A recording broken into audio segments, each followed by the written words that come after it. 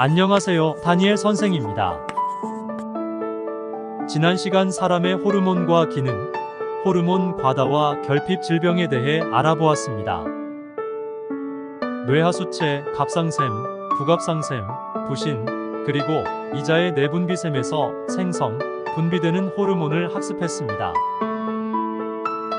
뇌하수체 전엽에서는 TSH, ACTH, FSH 등 여러 호르몬이 생성 분비되어 체내 대사에 관여합니다. 또한 인슐린과 글루카곤은 혈당량 조절에 기량적으로 작용한다고 학습했습니다. 기억나나요? 자, 오늘은 중요한 내용을 공부해 볼 건데요. 항상성 조절의 원리를 학습하고자 합니다. 오늘 학습을 통해 여러분은 신경계와 내분비계의 항상성 조절 과정을 설명할 수 있고 혈당량 조절의 원리를 설명할 수 있을 것입니다. 그럼 이야기 속으로 들어가 보겠습니다. 도지 탐험이나 재난에 대비하여 생존에 꼭 필요한 물건들로 구성한 꾸러미를 생존 키트라고 합니다. 탐험가가 꾸민 다니엘은 사막 탐사 중에 조난을 당할 때를 대비하여 꼭 필요한 물품으로 자신만의 생존 키트를 구상해 보았습니다. 온도 변화가 크고 물이 부족한 사막에서 다니엘이 살아남기 위해 꼭 갖추어야 하는 물품은 어떤 것들일까요? 온도가 급격히 떨어지는 밤에는 불을 피울 수 있는 성냥이나 부싯돌이 필요하며 물을 담아둘 수 있는 물통 또는 웅덩이에 고인 물도 식수로 이용할 수 있는 휴대용 정수기나 정수제를 준비하는 것이 좋습니다. 또 하나의 상황을 볼까요? 온도가 90도 이상 되는 사우나 내부에 앉아 있는 사람과 그 옆에 생고기가 놓여 있는 상황을 떠올려 볼까요? 20분 후 사람과 고기는 어떻게 될까요? 사람은 땀을 많이 흘리겠지만 체온은 변함없이 일정하게 유지됩니다. 그러나 생고기는 반쯤 익어 있을 것입니다. 생명체는 외부 환경의 변화에 내부 환경을 일정하게 유지하는 항상성을 통해 살아갑니다. 이러한 항상성 조절이 어떻게 일어나는지 알아보겠습니다. 항상성 조절. 여러분이 잘 알고 있듯이 뜨거운 사막이나 추운 남극 지방에서도 우리의 체온은 항상 일정하게 유지됩니다. 이처럼 외부 환경과 관계없이 몸 안의 상태를 일정하게 유지하려는 성질을 항상성이라고 합니다. 항상성은 우리가 알아본 대로 신경계와 내분비계의 작용으로 조절됩니다. 호르몬은 매우 적은 양으로 생리작용을 조절하며 표적기관은 매우 적은 양의 호르몬 변화에도 민감하게 반응하죠.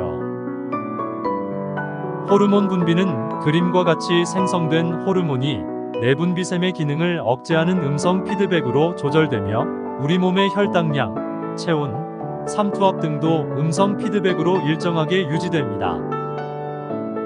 항상성은 기량작용으로도 조절되는데요.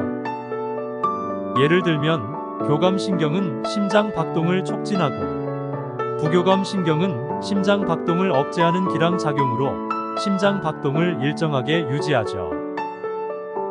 신경계뿐만 아니라 내분비계에서도 기량작용으로 혈액 속의 포도당이나 칼슘 농도를 일정하게 조절합니다. 기량작용에 대해서는 자율신경계에서 그리고 지난 시간 혈액 중의 칼슘 농도 조절에 대해 학습했을 때 언급한 것을 기억할 수 있을 것입니다. 그럼 이제 항상성 조절의 첫 번째로 혈당량 조절에 대해 알아보도록 하겠습니다.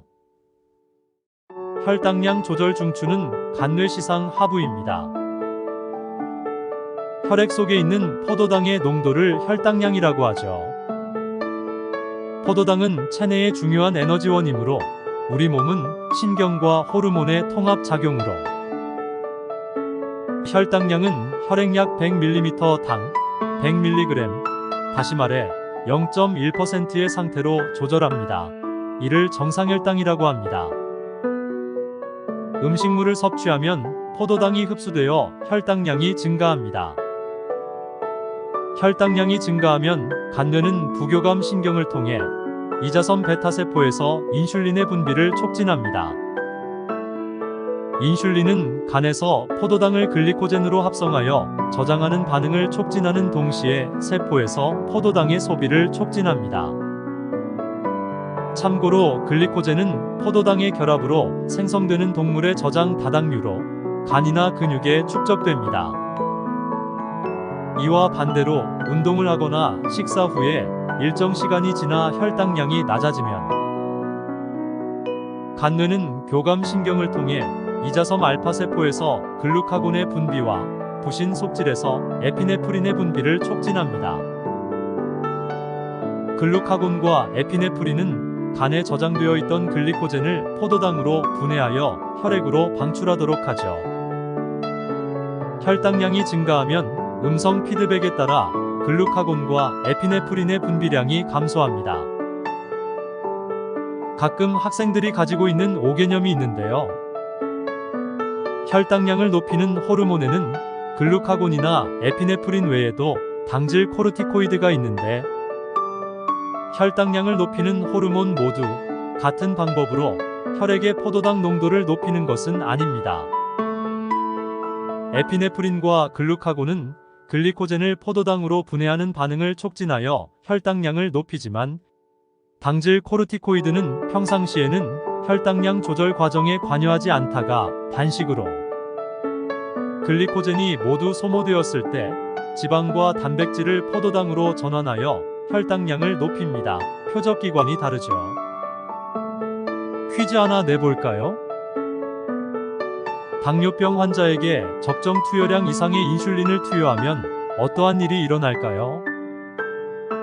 혈당량이 급격히 높아지거나 낮아지는 것 모두 건강을 위협하는 요인이 됩니다.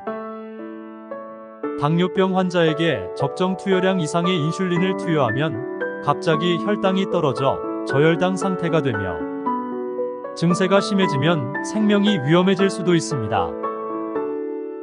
혈당량 조절 원리는 중요합니다. 자료 분석을 통해 좀 더 자세히 알아보도록 하겠습니다.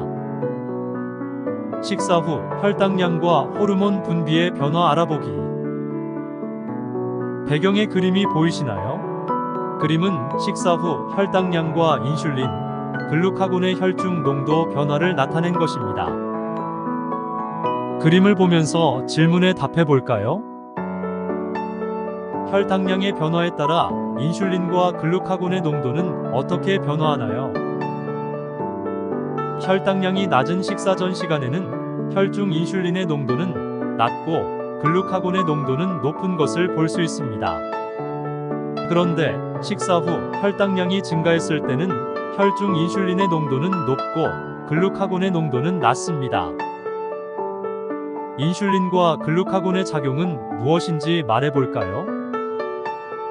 혈당량이 높을 때 인슐린의 농도가 증가하고 혈당량이 낮을 때 글루카곤의 농도가 증가하는 것으로 보아 인슐린은 혈당량을 감소시키는 호르몬이며 글루카곤은 혈당량을 증가시키는 호르몬이라고 말할 수 있습니다.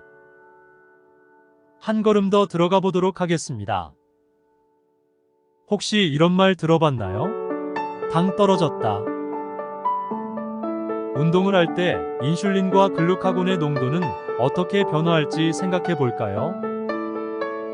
운동을 하면 혈중 포도당을 에너지원으로 사용하므로 혈당량이 떨어집니다. 따라서 혈당량을 증가시키는 글루카곤의 혈중 농도는 증가하고 이와 반대로 인슐린의 혈중 농도는 감소하게 됩니다. 자, 마지막으로 혈당량 조절과 관련된 최신 생명과학 이야기 하나 하고 마무리하겠습니다. 헬스케어 웨어러블 기기라고 들어보셨나요? 최근엔 스마트폰 앱에도 이런 것이 있습니다. 헬스케어 웨어러블 기기. 헬스케어 웨어러블 기기를 몸에 착용하면 실시간으로 몸의 이상을 알 수 있습니다. 초기에는 심장 박동수 측정과 같은 단순 이용에 그쳤으나 각종 센서 발달로 혈당량 측정 등 다양한 분야에 확대 적용되고 있습니다. 현재 일반적인 혈당량 측정 방법은 바늘로 손가락 끝을 찔러 피를 낸 다음 휴대용 혈당 측정기를 이용하는 것입니다.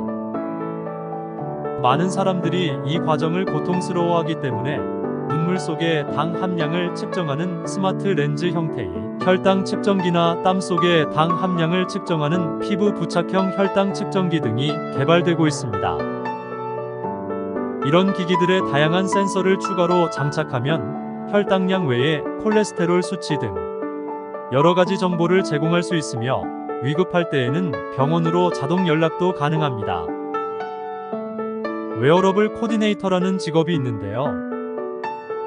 스마트 헬스 분야의 표준화 수립, 병원 및 의료기기 제조업체와 건강관리, 서비스 업체 등 의료정보 관련 업체의 표준화 업무를 지원하는 일을 합니다.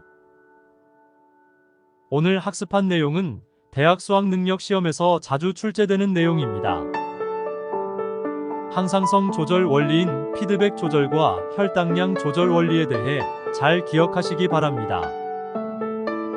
오늘은 항상성 조절 원리와 혈당량 조절에 대해 학습했습니다. 수고하셨습니다.